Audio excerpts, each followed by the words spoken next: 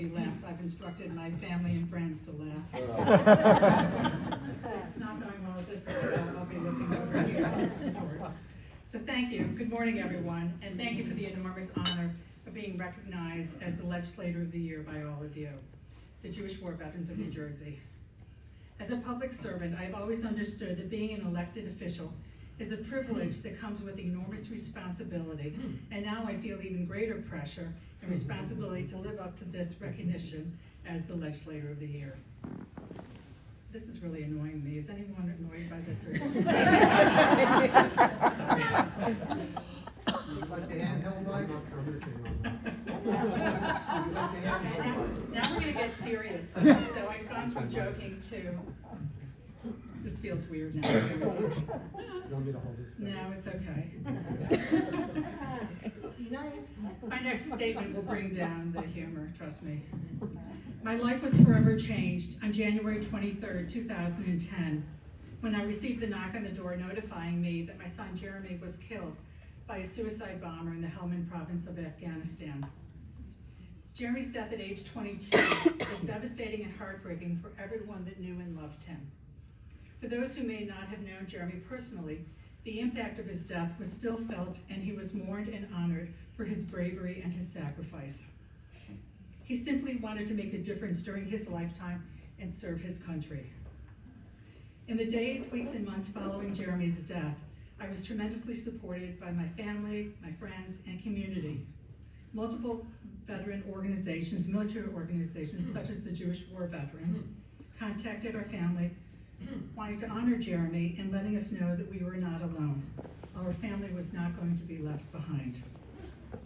I know for veterans, your military service changed you and continues to impact your life.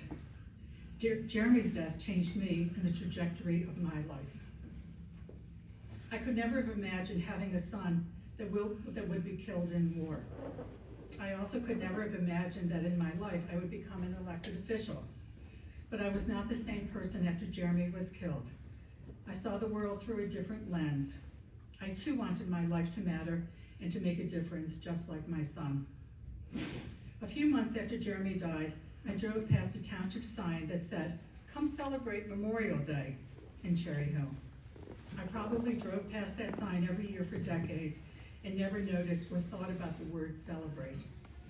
How hurtful and inappropriate that felt to me, and I'm sure to many other military families and veterans. The following year, I was running for town council in Cherry Hill. I served in that position for 8 years. As a Gold Star mother, Army wife, and daughter of a World War II veteran, I had a perspective not held by many, and the opportunity to make a difference in my community that had supported me tremendously after Jeremy was killed. In 2018, I was elected to the Camden County Board of Freeholders, which is now called the Board of Commissioners. Instead of representing the 75,000 residents of Cherry Hill, I now represented the 500,000 residents of Camden County, and I had the privilege of being the liaison to the Office of Veterans Affairs. The opportunity to work with veterans directly provided me with a better understanding of the needs of the veteran community, and I had the ability to make impactful decisions and changes. On January 23rd, 2025, the 15th anniversary of Jeremy's death, I was sworn into my new position as a New Jersey Assemblywoman. My one request after being sworn in was to serve on the Military and Veterans Affairs Committee. This year, I continue to serve on that committee, and I have the honor and responsibility of being the vice chair. Being an elected official, most of what I have accomplished has been because of the relationships I have forged with others and by listening to what needs to be done and changed. Cherry Hill did change their sign for Memorial Day the following year. And in 2017, Majority Leader Louis Greenwald spearheaded a package of bills to support Gold Star families based on conversations that we had had and what I had learned working with other Gold Star families.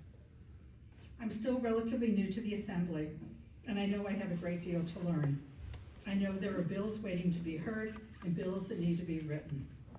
I know that for every great idea that someone has thought of to help the veteran community, there are those who are for it and there are those that are against it. The privilege and responsibility of serving in the assembly feels very heavy at times, as I said. And now, the pressure being the legislator makes it even heavier from the Jewish war veterans.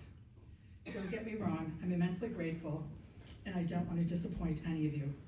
I want to make a difference for all of you and for all the veterans living in the state of New Jersey. Finally, I'd like to say how honored I am to be recognized alongside the Bob Woodruff Foundation. I have been fortunate to attend several of their events and have seen firsthand the remarkable work and how they have helped veterans, service members, and their families, not just to survive, but to thrive. Congratulations to the foundation, the Bob Woodruff Foundation, and thank you for your commitment and all you've accomplished in the past 20 years.